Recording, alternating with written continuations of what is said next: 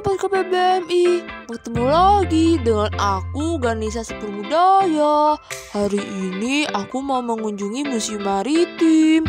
Yuk ikuti keseruannya.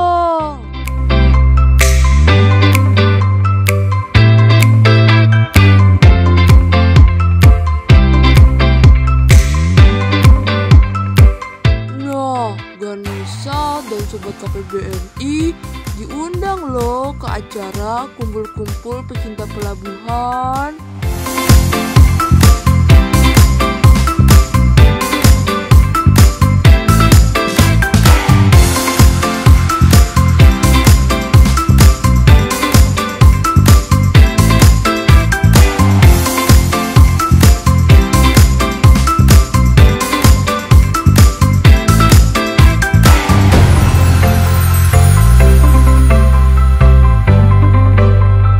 Acara hari ini dihadiri oleh pemateri yang keren-keren loh Sobat KPBMI. Tapi sebelum itu kita wawancarai kepala museumnya terlebih dahulu. Yuk. Halo Ibu. Halo, selamat siang. Apa kabar? Baik Ibu. Perkenalkan, saya Ganesha. Dengan Ibu siapa? Saya Ibu Dinia Budiati. Saya Kepala Museum Maritim Indonesia. Nah, Ibu, Ganesha mau tanya, kegiatan hari ini ada kegiatan apa? Oh ya, kebetulan hari ini ada satu kegiatan istimewa karena hari ini kita mengumpulkan para pencinta pelabuhan atau port lover yang ada di Jakarta. Kita mulai pertama kali untuk supaya kita bisa kumpul bagi mereka-mereka yang cinta dengan pelabuhan. Kita bisa bertukar pikiran. Kebetulan juga ada beberapa narasumber yang mereka sudah punya pengalaman cukup lama di dunia kemaritiman, sehingga bisa bertukar pengalaman, bertukar informasi terkait profesi mereka. Terutama ini sesuatu yang baru untuk para masyarakat awam. Khususnya ini hari ini adalah port lover ya, atau pencinta pelabuhan. Kita tahu bahwa Indonesia negara maritim dengan 2.500 pelabuhan yang ada di Indonesia, itu termasuk pelabuhan laut, sungai, danau, ya. Dan tapi sayangnya ternyata nggak ada tuh komunitasnya. Jadi Museum Maritim Indonesia didukung oleh Pelindo itu mencoba untuk membuat satu gerakan, yaitu mengumpulkan para pencinta pelabuhan. Dan mudah-mudahan ini akan menjadi salah satu wadah yang bisa menularkan dan ikut mengangkat peran pelabuhan untuk Indonesia ya khususnya, dan juga dunia umumnya. Dan di sini kita sebenarnya di pelabuhan itu bukan hanya sebagai tempat untuk tambatnya kapal, tapi banyak hal-hal yang bisa kita pelajari dan itu akan menginspirasi buat masyarakat dan juga buat profesi-profesi lain. Misalnya seorang anggota yang pencinta pelabuhan, ternyata dia adalah seorang komposer. Ketika dia datang ke pelabuhan, dia dengar suara-suara dok kapal yang sedang bekerja, itu menjadi inspirasi dia untuk mereka menciptakan satu karya.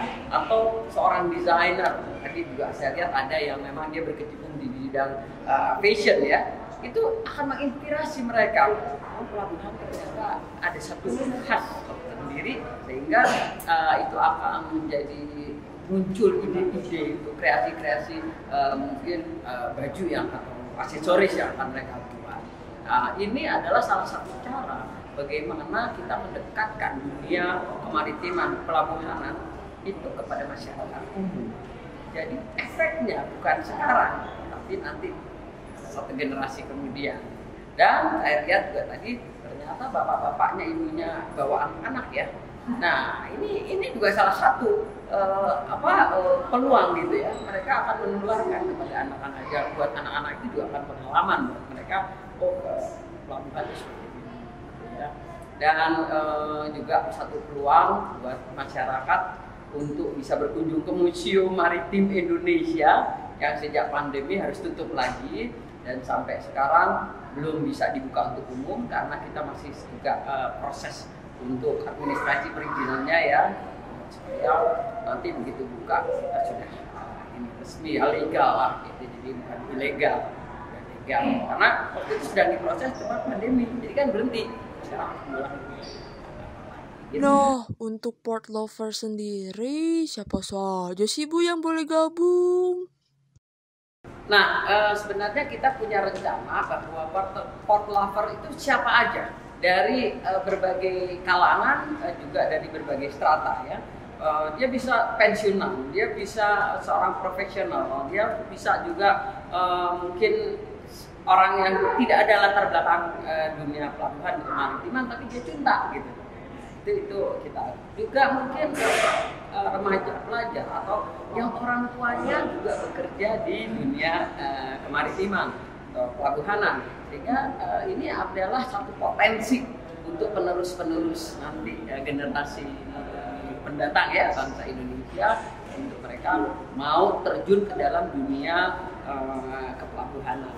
Ibu, Ganesha ingin tahu tujuan awal dari pembangunan museum ini sebagai apa? Nah, Museum Maritim kita tahu bahwa bangsa Indonesia itu adalah bangsa yang sejak nenek moyang itu adalah pelaut ya. Nah, memang kemudian letak geografis negara Indonesia juga kelautan ya. Jadi pulau-pulau di luas lautnya lebih luas daripada daratannya.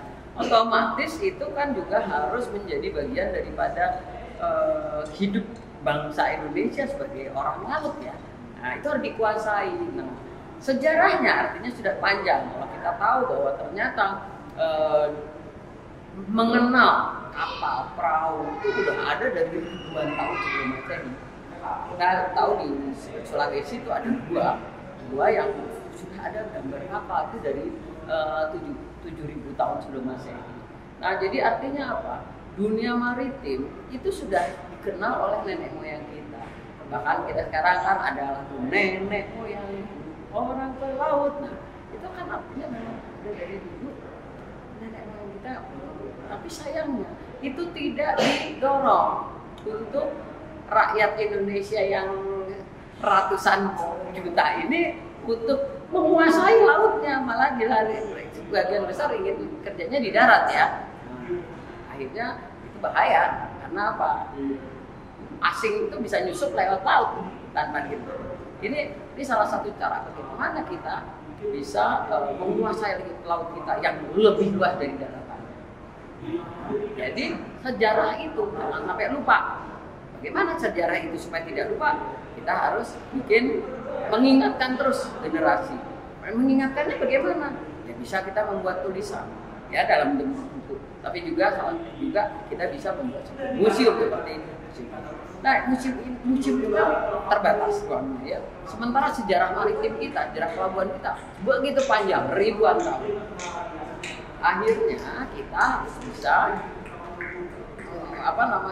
memanfaatkan space yang ada itu untuk bisa menceritakan tentang sejarah panjang maritim atau kekuatan maritim negara Indonesia.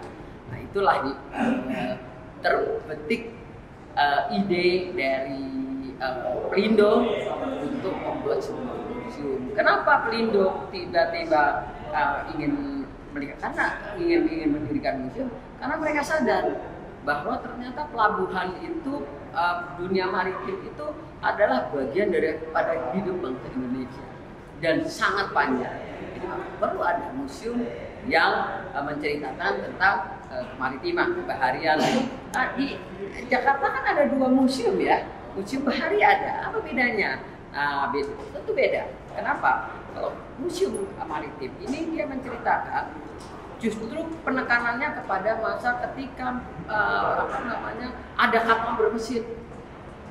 Kalau di museum bahari lebih kepada sebelum ada kapal bermesin, jadi kapal layar ya yang masih pakai tenaga alam. Sementara kalau di sini kita lebih akan ceritakan dari setelah ditemukannya kapal bermesin, kapal uap ya di akhir abad ke-19 sampai sekarang. Gitu. Nah, adakah pesan untuk Sobat KPBMI tentang museum ini?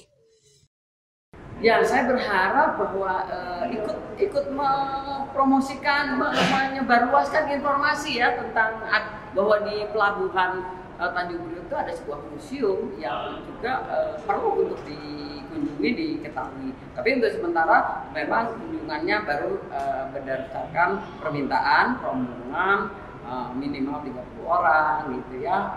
Kemudian itu juga dengan persetujuan karena memang belum kita buka untuk. Terima kasih banyak Ibu. Sama-sama. Dadah Ibu, sampai bertemu lagi. Nah, itu dia acara kumpul-kumpul pecinta pelabuhan. Selanjutnya, Ganesha akan keliling-keliling museum loh. Jangan lupa subscribe, like, comment, and share.